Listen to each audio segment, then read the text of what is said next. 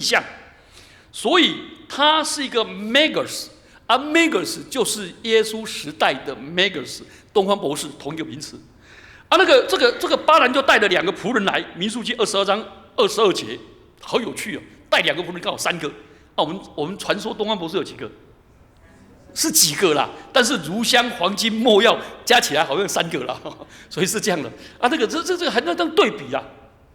好，你有没有发现这个巴兰竟然不但没有做主摩西跟以色列人，反而预见了将来的那个美景？那个民数记22章第7节跟17节，我读给大家听。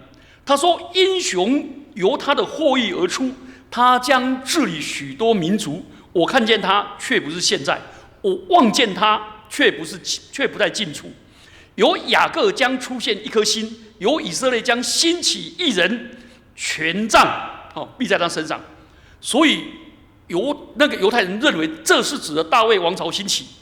巴兰所看见的大卫之心，是用权杖是自己的犹大国跟以色列联合王国，所以犹太教认为这是指的大卫的后裔。他们后来发现这是指着弥赛亚受膏的君王。而马太的东方博士也一样，他们看见犹太君王之心升起，有没有？而巴勒是看见大卫之心升起，这2个都很接近啊。那他看见的这个升起，所以可是他的王权尚未在历史中显露，要等到耶稣基督被钉十架，又从死里复活，那个犹太君王的那个排罪状才显明出来。所以马太福音的西律王很像法老，借着那些术数，要杀害希伯来的男婴，以谋杀摩西；而新约的西律王就要杀伯利恒2岁以下的男婴，就要来谋杀那个将来的王。好，那个希律王也很像巴勒，借着东方博士的手要来消灭摩西，对不对啊？所以呢，希律王也说：你们这些人先去拜，我跟着去拜，也想借东方博士，就是 Megas 这些同样的叫术士，去杀害耶稣基督。所以这整个就串联出耶稣基督的受难与复活的故事，好特殊啊！你知道世俗的统治者、祭司长跟文士联手对付耶稣，而只有上帝与他同在，使他得胜，把他从远方从埃及地再找回来，再带回来。这个过程当中，抗拒耶稣的人拥有圣经，而那个没有经书的外邦人却来了，最后来到在经书的帮助之下来朝拜，找到耶稣，跟来朝拜耶稣。所以这是一个讽刺的画面。那我们来看第4个神学意义的第4个新城的征兆跟圣经的启示。东方博士来朝，启示了耶稣基督是谁。马太福音第1章宣告耶稣基督是由童贞女玛利亚所生，他的名称为以马内利。好，并且向犹太跟外邦人宣讲喜讯。结果宣讲喜讯的结果就引起了接纳跟拒绝。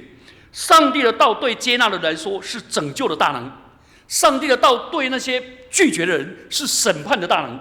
东方博士跟新城的故事，对马太来说是第一波外邦人领受整个救恩信息的人。基督的喜讯已吸引了外族的人信主，那是东方博士。可是马太这个人还是坚持犹太传统，认为外邦人没有圣经，他们得不到犹太人所得到的那个清晰的启示，他们只能够得到叫做现在系统神学叫做什么 general revelation， 只能得到一般启示，要得到那个特殊的启示，除非借着圣经。所以上帝透过自然启示来吸引外邦人。罗马书1章19节到20节有没有说，上帝的事人所能知道，原显人在人心里面，也借着所造之物，就叫人晓得，对不对？所以我们看到诸天述说上帝的荣耀，穹苍传扬上帝的手段，看到整个宇宙星象在体会我们内心的道德律、良心律，我们就知道有一位上帝。东方博士从观察星象、观察星宿，结果知道犹太王之心，并引他们去追寻。但是这个启示不完全，这个启示只有知道犹太君王诞生，但不知道生在何处，对不对？所以这个秘密隐藏在上帝在以色列的启示，在圣经里面，马太2章2到6节就告诉我们，外邦人前来敬拜，应当从犹太人去学习救恩的历史。所以马太在强调这个矛盾的现象。他说：“你们，我为你们犹太人写福音呐，就刺激你们这犹太人呐。你们是上帝的选民，你们拥有上帝的启示，却怎么样？视若无睹，对不对？视若无睹。然后先知的讲的教训，你们置若罔闻。你们是什么啊？你们偏偏拒绝上帝。本来是为犹太人的弥赛亚，他来临的时候，结果为耶路撒冷的王带来不安、震惊跟拒绝。君王、祭司、文士，甚至于串谋起来对付狡猾阴狠的王，就狠心的追杀。但上帝拯救了耶稣，最后把他儿子从外地召回来，就2章15节。整个故事告诉我们，上帝的子民排斥弥赛亚，所以马太写福音的时候，犹太人都知道耶稣已经死亡而且复活了，所以真正的逾越节已经完成了。不过他邀请犹太的读者说：“你们要面对上帝的恩典，要做抉择。”所以约翰福音说，耶稣来到自己的地方，自己的人道不接待他。这句话所表达的信息，马太福音就用了整个主显节的故事，把它铺陈述说出来。所以，我们基督徒不能只要主显的光荣，而不愿意承担生命的苦难。我们每个人都要问我们自己：我们是否要让基督彰显在我们心中？然后，主显节的意义，基督不只是荣耀的君王，也是经历各样的苦难的君王，而我们勇敢的承担生命的苦难。好，我们来看第2大段。第2大段是我们最熟悉的，就是主显节的灵修意义。这所谓培灵信息都讲这个了。好，来我们来看第1段，就是因为路加写的福音很温馨感人啊，基督徒津津乐道啊。马太写的那个故事呢，感情也很丰富。东方博士来朝，经过了2000年基督徒的默想，增加了好多的灵感跟美丽的默想。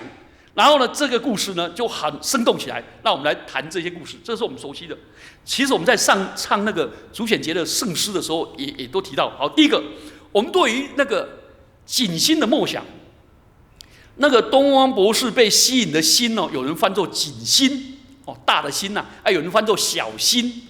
所以我认识一对基督徒的兄弟，叫做苏小心跟苏景心，就是这个都来了。那也有人取名叫景耀。东吴大学有个教授叫景耀，我跟他讲说：“你是基督徒吗？”他说：“我不是。”“你妈是吗？你爸是吗？”“哦，是。”我说：“你的名字是什么意思？”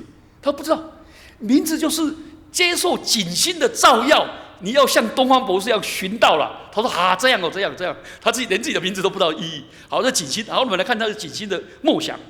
你知道吗？有人就很细心的去查考这景心的年代，在公元前5年到11年出现各种异星。所以有人借着星光来诉说我们信仰的历程。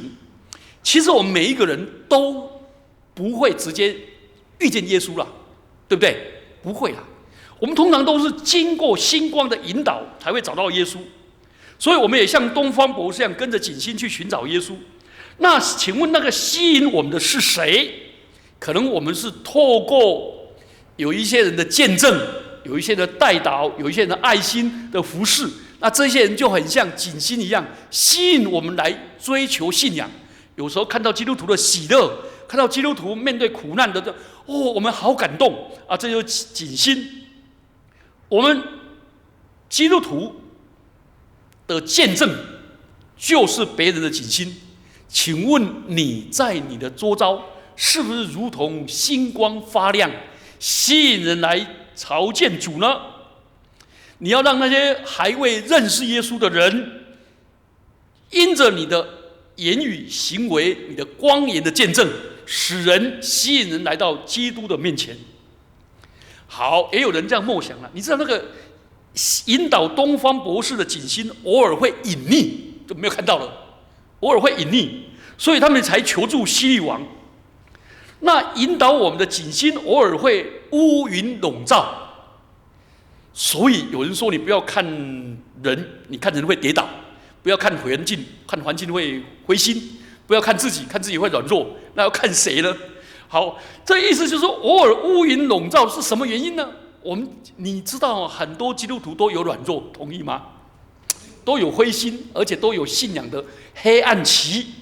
所以呢，有一些人太自我中心，或者太想操控一切，忘记了寻求神的旨意，或者贪图舒适安全感，或者忽略别人的需要，或者他处于困境，所以他就变成什么样？就放弃，就沉沦，就看不到希望，如同那个景星被乌云笼罩。哎呀，一笼罩的时候呢，他只好去求道于盲，就去找那个希律王，对不对？啊，那越找越糟糕。所以求主帮助我们，我们的生活的南针是耶稣基督。所以我们在新的年度里面要好好的读圣经，以圣经的教训为中心，好好的读圣经。所以我们的心灵横向指向基督，这是关于景星的默想。好，景星的默想。好，第二个东方博士的默想，这个投射在东方博士也蛮有趣的，你知道吗？有人说他是星象家，有人说是皇帝，有人是祭司，所以天主教他是三王来朝，以前的翻译都是三王来朝。以后他们圣经读多了，发现不是啊，有人说他是祭司，然后呢，甚至于那个中古世纪把他们三个取名，拿着黄金那个白胡须的老人叫 Melchior， 拿着乳香那个满脸的红光没有胡须的青年叫 Caspar， 拿着没药那个皮肤黝黑的叫 Balthas， 所以很多基督徒甚至取叫圣名。好，他们从这个来学到两个，那这两个灵修的故事也蛮感人的。第一个，东方博士他们的行动是看见景星就喜欢，就走进去，就朝拜，就奉献，所以他们追求跟耶稣相遇的经验，看见是最初的接触、相遇跟认识，喜悦就把它初步的接触变成心中的信念跟喜爱，然后珍惜这个相遇，走近就把那喜爱化成行动，把他的信念落实在生活中，然后加以深化。在整个过程当中，喜悦是开始。孔子说：“知之者不如好之者，好之者不如什么？乐之者。”东方博士他是个外族的星象家，可是他们却有追求信仰跟生命的深度。他们留心周遭一切，关心天象环境，追求真理。他们上究天文，下察地理，如同司马迁所说的“究天人之际，通古今之变”。所以他们要寻找的是这个。所以呢，这里也在告诉我们，我们求道就应该去怎么样？看见神的话语，有没有欢欣喜悦神的道？然后呢，就走进去，然后就去实践，然后就参与敬拜，然后把生命奉献。有人就是整个生命的历程。从来道不远人，探求生命之道的人，道不过是近在咫尺，上帝就在寻道者的旁边，所以他们终于看见了。所以我们的信仰就要像东方博士追求信仰那样，从认识到行动，从信仰到生活，从生活到整个尾声。这是这样子。所以你有没有发现，它整个背后呢，它需要有强大的推动力，也有坚毅的持续力跟后续力，背后是来自上帝，也是弟兄姐妹彼此的委身，互相的扶持，跟大家的彼此的相爱。好，东方博士这个追求信仰的历程，有人这样投射。另外一个是奉献跟敬拜的心智。敬拜是把行动跟生活在提升成为信仰跟皈依，他整个人跟整个生命就降服在上帝的面前。降服了以后，把自己的生命承认是属于主的，就奉献给主。所以在我们的生活中，我们需要把我们的生活，需要把我们的信仰落实在生活上，并且委身。好，那3件礼物也有很多人的梦想。我们来看第3个3件。第二，东方博士所献的黄金，金光闪闪、贵重的黄金，代表尊贵，象征耶稣基督的王权。东方博士相信耶稣是君王，也象征了耶稣基督永不止息的爱，像黄金落在火里面熬炼，仍然永不改变。那乳香是燃烧的乳香，会袅袅生烟，然后呢，代表人类的祈祷达到上帝的面前。那乳香象征了耶稣是祭司，所以东方博士相信耶稣是祭司，是真神的身份。好，耶稣也当受的尊敬跟敬意。而呢，没药呢就不一样了，没药是抹尸体的、防腐的，所以没药象征了耶稣会死的人性。所以代表东方博士相信耶稣是人，也是跟我们相似有生老病死的真人，象征耶稣为我们世人受了苦难。所以他就把东方博士的这3个呢，就说接受耶稣成为我们的救主，一接受耶稣基督成为我们的主，这个观念。那请问我当献上什么呢？我当献什么给耶稣？我要像献黄金那样的，把我生命中最贵重的献给耶稣。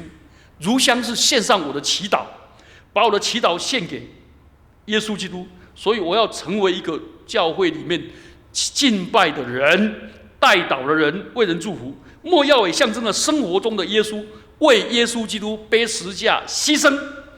我常常献给耶稣什么样的礼物？在新的年度里面，求主帮助我们，我们成为一个寻道的人，成为一个行道的人，我们也成为一个委身奉献的人，我们也成为一个别人的心吸引人来到主面前的人。我们一起低头祷告。主，我们感谢你在主显节的时候给我们这么丰富神学的意义跟灵修的意义。主，帮助我们透过神学意义更认识你，也透过灵修的意义更加的委身给你。奉基督耶稣的名祈祷，阿们。